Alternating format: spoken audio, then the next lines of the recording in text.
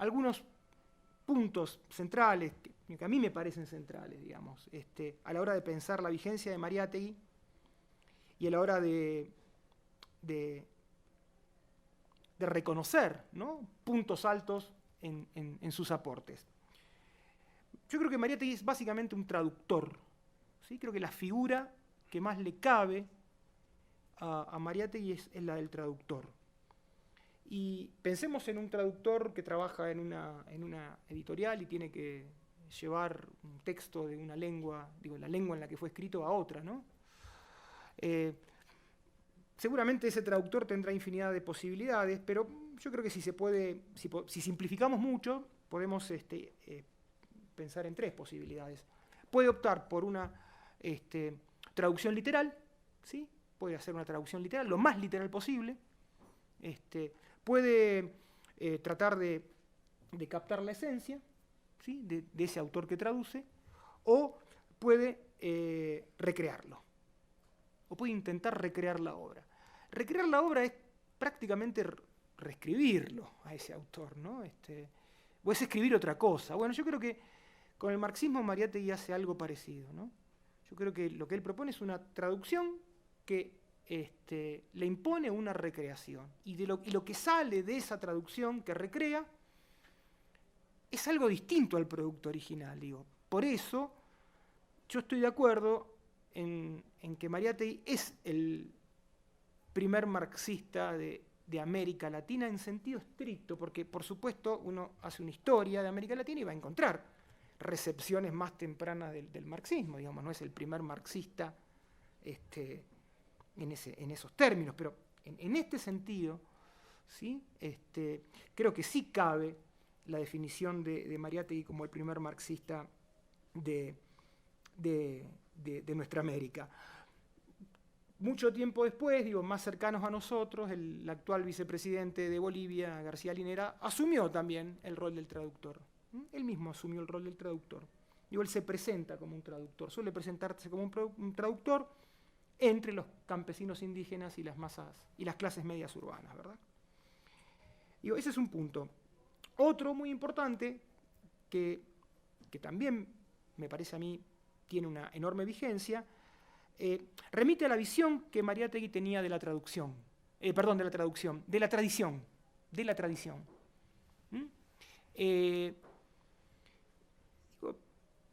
Entender el pasado como raíz y no como programa, ¿no?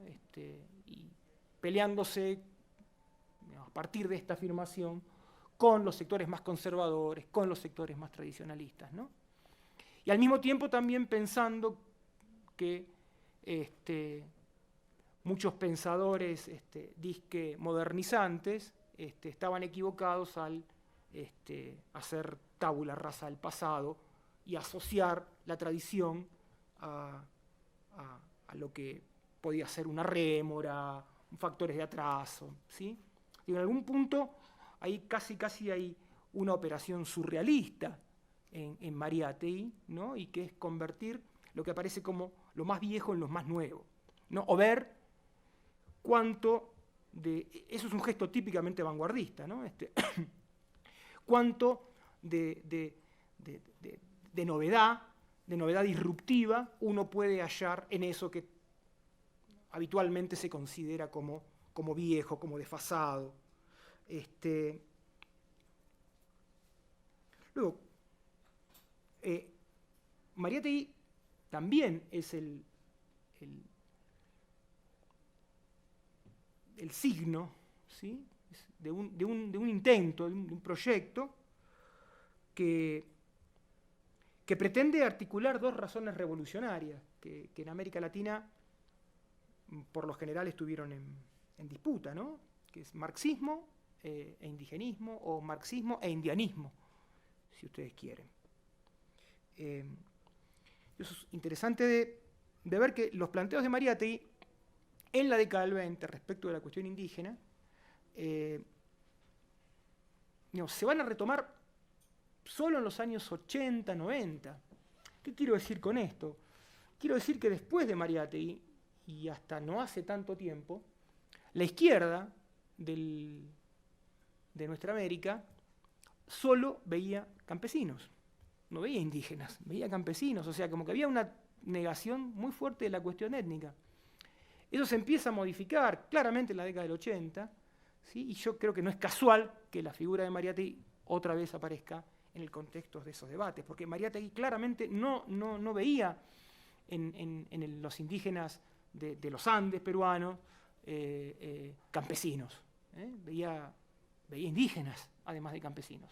¿Está? O sea, hay como casi un precursor en ver la lucha de clases, ¿sí? En un sentido mucho más amplio, de articular, si ustedes quieren, la lucha de clases con la diferencia, ¿no? De reconocer la clase y la diferencia.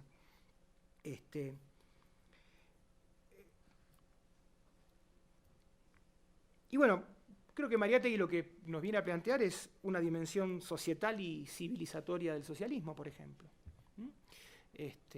Y un elemento que también después no va a estar muy presente en los planteos, en las propuestas de la izquierda.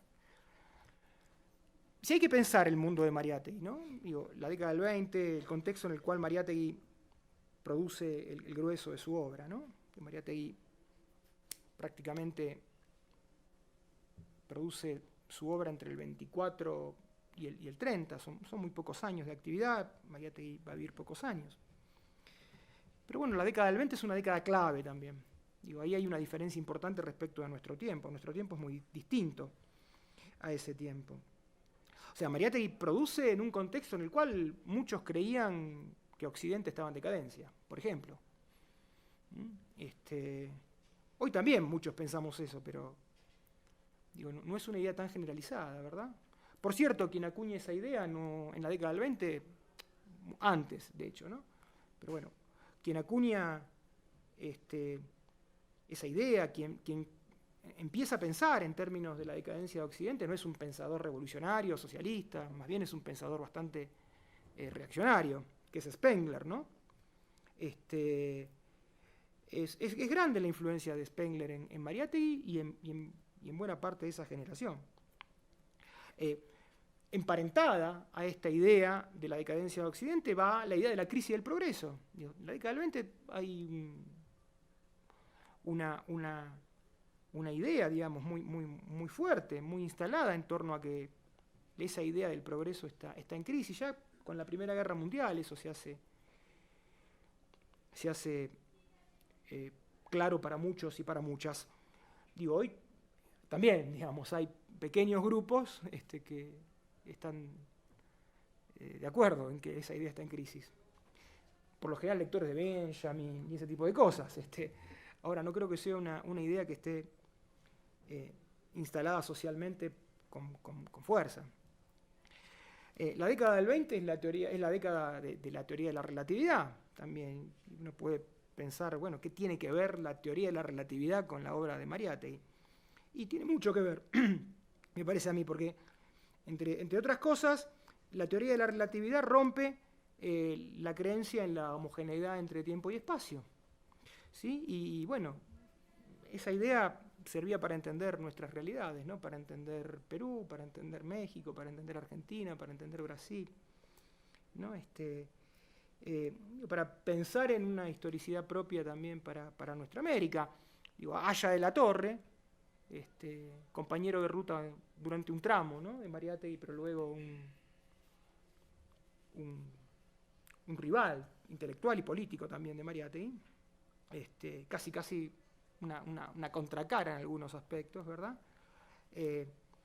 Va a elaborar prácticamente una teoría sofisticada a partir de la teoría de la relatividad, ¿no? Llevándola al estudio de la realidad social y política del Perú, ¿no?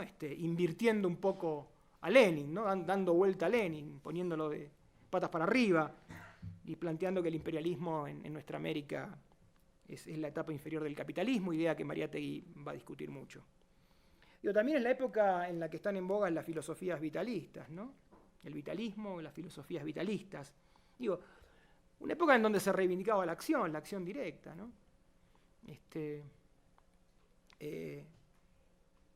el riesgo,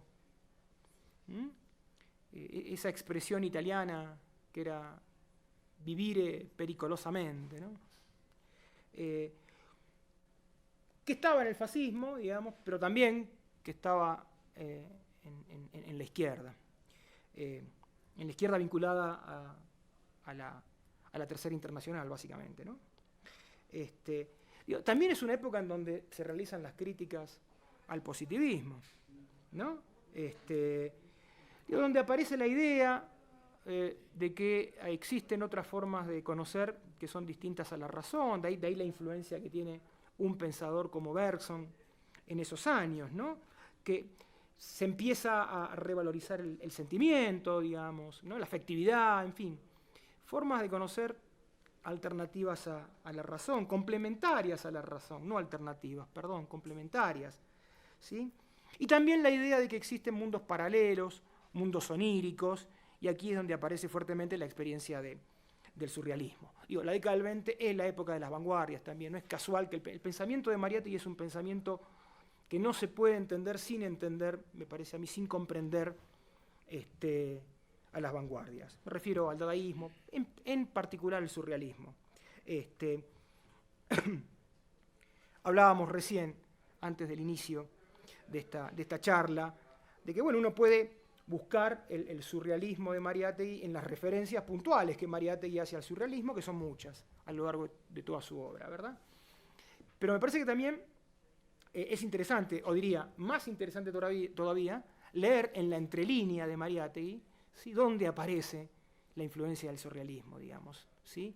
Hay varios pasajes de la obra de Mariátegui que pueden leerse, me parece a mí, y deben leerse en la clave de una interpretación surrealista. Sin duda es la época de la Revolución Rusa también, ¿no? Y del impacto de esa revolución en el mundo entero. El inicio de una época de revoluciones sociales y en donde se funda una confianza en que estas revoluciones son posibles y serán inevitables más temprano que tarde. ¿Revoluciones sociales o revoluciones a secas? No necesariamente revoluciones sociales. Es decir, uno puede percibir en esos años a muchos intelectuales que adhieren a la Revolución Rusa, que destacan, ¿no?, en escritos, en conferencias, sus simpatías, ¿no?, para con la Revolución Rusa, pero la despojan de sociedad. ¿Sí? Eso también es bien de la década del 20. Y también es la época de la Revolución Mexicana, que había empezado mucho tiempo antes. ¿Sí? Ahora, ¿qué pasa? La Revolución Mexicana impacta en Sudamérica después de la Revolución Rusa. Concretamente, si ustedes ven, en muchos autores, la Revolución Mexicana aparece en Sudamérica, en la parte sur del continente, incluyo Argentina, Uruguay, Chile, el resto de los países de Sudamérica, aparece después de la Revolución Rusa y se empieza a leer en otra clave, porque primero la Revolución Mexicana en el sur se consideró una especie de guerra civil, digamos, una típica guerra civil, ¿no?, muy parecida a las que hubo en el siglo XIX. Después de la Revolución Rusa, esto lo pueden rastrear en varios autores, y en el propio Mariátegui, la Revolución Mexicana se empieza a leer en otra clave, como una revolución social, ¿sí?, como una revolución social que además, en muchos aspectos, propone una reivindicación de un pasado prehispánico, ¿sí? Y genera una constitución.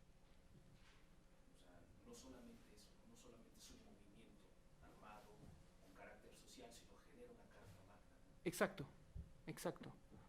Que es Claro, de las primeras con ese contenido social. pero al principio, en la primera recepción, todos esos aspectos eran pasados por alto, no se los tenía en cuenta. Por eso digo, es una lectura de la Revolución Mexicana en clave de la Revolución Rusa. Es la época de la reforma universitaria del 18, ¿sí? Se cumplieron 100 años este año. Ustedes sabrán mejor que yo que la reforma del 18 tiene más impacto en el resto de América Latina que en la Argentina. Digo, el lugar donde menos impacto tiene la reforma del 18 es en la Argentina. O sea, estalla el movimiento en Córdoba, sí, pero ese movimiento muy rápidamente se apaga y sus fuegos empiezan a arder en otros países, en Perú concretamente, ¿no? En Perú la reforma da lugar, entre otras cosas, a las universidades populares, de las que Mariátegui y Haya de la Torre también van a ser parte. Digo, es la época en la que se empieza a discutir, ¿no? Por lo menos en términos más cercanos a nosotros, si se quiere, el rol de los intelectuales en la política. Es decir, el magisterio social y político de los intelectuales, ¿no? Se rompe con la matriz anterior, que está muy vinculada al modernismo, ¿sí? No hablo de la estética modernista, estoy hablando del rol al que el modernismo casi condenaba a los intelectuales, que era la Torre de Marfil. Digo, el intelectual modernista es el intelectual que habita la Torre de Marfil. Bueno, en la década del 20 se empieza a romper con esta idea y se empieza a plantear la necesidad de que los intelectuales asuman un magisterio político y social. Y bueno, Mariátegui es parte de ese movimiento también, y su expresión a nivel mundial más conocida es Barbus, y es la experiencia de la revista Claridad, ¿no? De Claridad, Clarté, en Francia, y todas las revistas Claridad que aparecen en el mundo. Entonces hay una crítica al modernismo, al modelo de intervención intelectual típica del modernismo, del cual tenemos que, obviamente,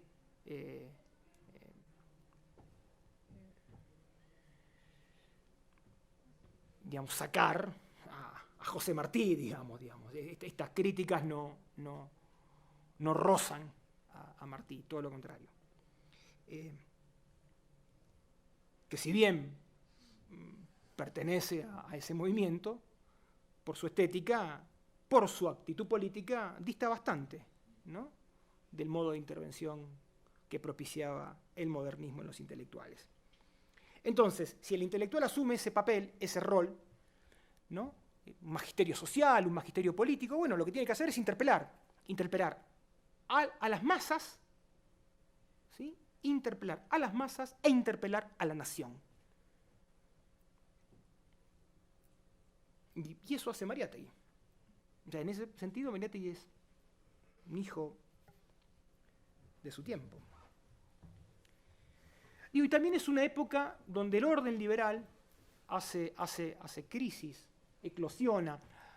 No podemos desvincular la crisis del orden liberal a la crisis de Occidente, a la crisis de la idea de progreso. Pero más concretamente, la crisis del orden liberal es una crisis de la democracia también, de la democracia burguesa, tradicional, de la democracia representativa, de la democracia delegativa, que en algunos casos se expresó en opciones de derecha y de extrema derecha, ¿sí?, esa crítica. En otros casos no, en otros casos se plantea la búsqueda, ¿sí?, de formatos de democracia directa, ¿sí?, y es donde aparecen las experiencias que reivindican a los soviets, a los consejos de fábricas, a los consejos obreros. Pensemos que eso pasa, por ejemplo, en la Italia del 19, en la que Mariátegui va a conocer de primera mano, ¿no?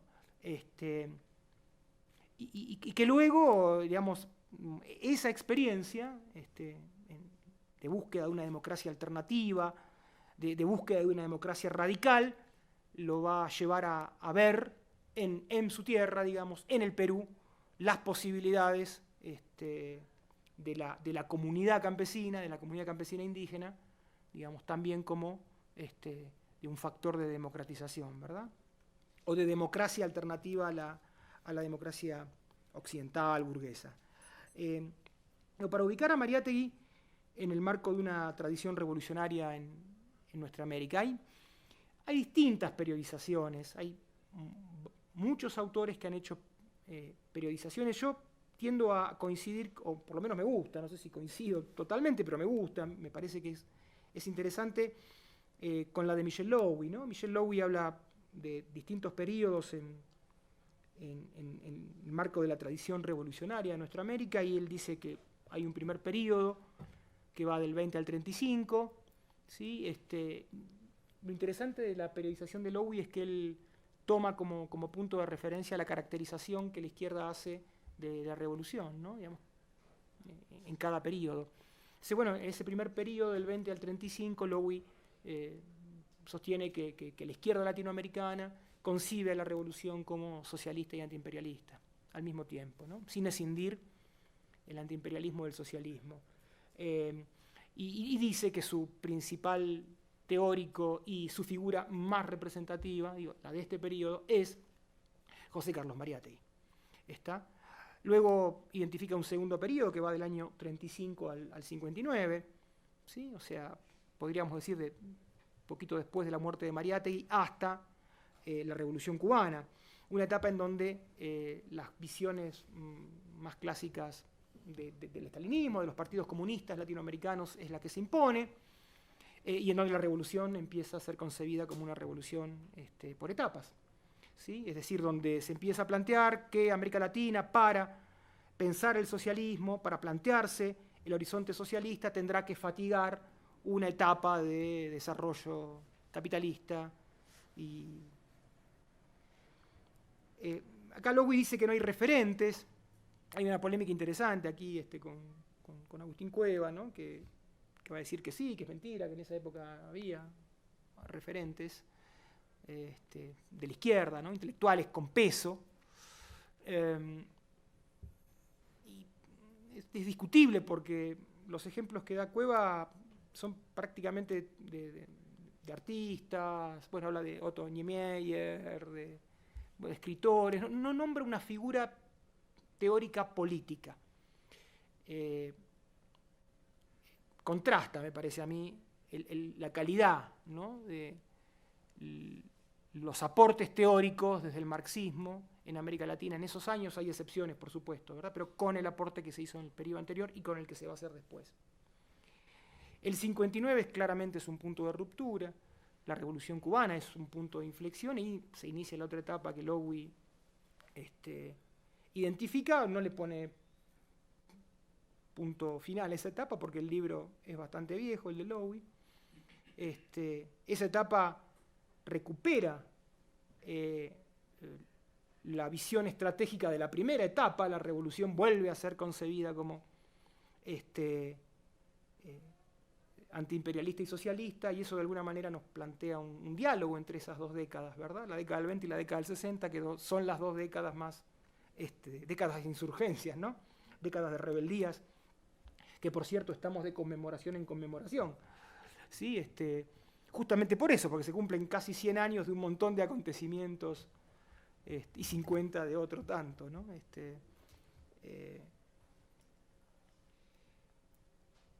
Yo a la periodización de Lowy tiendo a veces a agregarle una nueva etapa, ¿verdad? Pensar que hacia mediados de los 90, a partir de algunas experiencias en América Latina, se puede pensar en una forma distinta de pensar la revolución, ¿verdad? O por lo menos de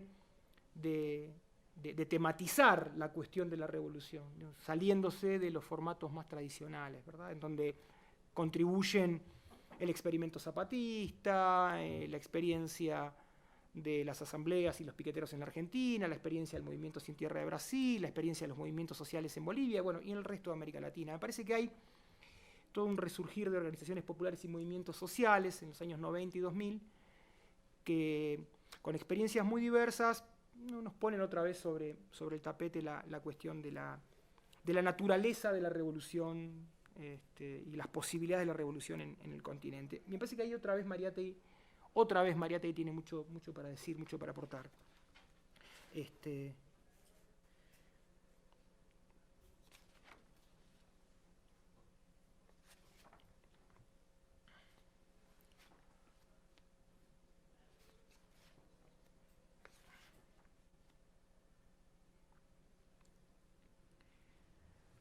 Otro aspecto que a mí me interesa destacar en Mariátegui tiene que ver con lo que Lowy denomina romanticismo, ¿no? Lowy sostiene que Mariátegui es un marxista romántico. Y me parece que cabe, digamos, se puede aceptar esa caracterización de Mariátegui como un romántico, por varios motivos. En primer lugar, porque en Mariátegui hay una beta antipositivista, ¿no? En algún punto Mariátegui también es un arielista, ¿no? Es un hombre de la generación de Ariel. Hay una fuerte visión antipositivista en Mariátegui. Y Mariátegui busca resolver la contradicción entre progreso y tradición. Esto de recuperar lo propio perdido y asimilar positivamente lo ajeno. Esa es una fórmula romántica, en algún punto. Y a diferencia de lo que pasaba con una parte importante de la izquierda, sobre todo la Argentina, que es con la que estoy obligado a dialogar más, Mariátegui funda su socialismo sobre bases no positivistas. En la Argentina, la izquierda tuvo desde sus inicios portó una serie de fundamentos positivistas muy fuertes. Bueno, Juan B. Justo, fundador del Partido Socialista Argentino, ¿no? Que además es el traductor del Capital, es el primero en traducir al castellano en España, y en traducción española es la de Juan B. Justo, y fíjense ustedes, esa es una traducción literal. Esa es una traducción literal, digamos, a diferencia de la de Mariátegui, que propone una recreación. Y al fundar Mariátegui su socialismo sobre bases no positivistas, lo que también propone es un marxismo antideterminista, antieconomicista, ¿sí?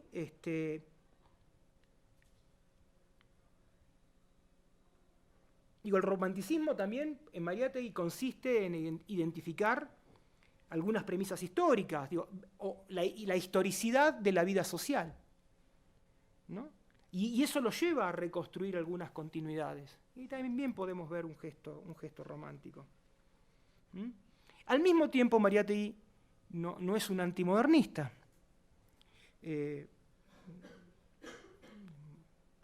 Creo que trata de recuperar los elementos más dignificantes de la cultura moderna, ¿sí? La cultura del riesgo, de la convicción, de la autoconciencia, de la gestión de lo público. Son ideas modernas, ¿no? Y Mariátegui las recupera perfectamente, más allá de algunos detalles, su fascinación por la tecnología, por ejemplo, ¿no?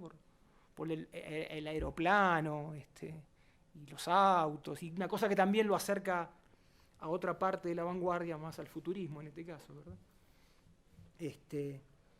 Y también, como parte del romanticismo de Mariátegui, yo agregaría el incaísmo de Mariátegui, su recuperación del pasado incaico. Respecto de esto hay distintas visiones. Yo estoy convencido de que Mariátegui tiene una potente carga simbólica, porque hay otros autores en donde esto del incaísmo era cosa más literal, ¿no? más a rajatabla, esto de volver al tiempo de los incas o tomar como modelo la sociedad incaica. En el caso de Mariátegui tiene claramente un sentido simbólico, alegórico, ¿sí? Mariátegui ve en los incas una manera precapitalista de formación nacional, por ejemplo. También ve un modelo productivo racional, ¿sí?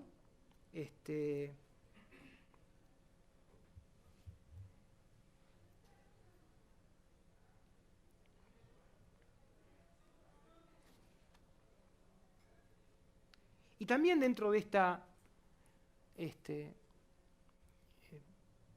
visión de Mariátegui como un romántico, bueno, me parece que el punto clave es la cuestión del mito. Muy controversial, esto ha servido para que muchos identifiquen un punto de vista irracional, una reivindicación de lo irracional en la obra de Mariátegui. Claramente Mariátegui busca conciliar la utopía andina con el socialismo, ¿verdad? Eso es en un primer plano. En un segundo plano, el mito a Mariátegui le plantea la posibilidad de un socialismo sentido, ¿sí? De una forma espiritual autónoma, una especie de religión laica. Digo, Mariátegui tiene una beta religiosa muy potente, digo, que se percibe en sus primeros trabajos como periodista, antes de ser Mariátegui, antes del viaje a Europa y antes del descubrimiento de América. Digo, pero ya Mariátegui tiene, en esa famosa crónica que hace cuando cubre como periodista esa procesión, la del Señor de los Milagros, que es una famosa procesión, una festividad religiosa muy importante en el Perú, en Lima, y él en ese texto empieza a preguntarse, bueno, ¿y qué pasa si esta multitud que siente al unísono, ¿no? Siente al unísono otra cosa, digamos, ¿no? O empieza a sentir al unísono en función de otro horizonte, ¿verdad?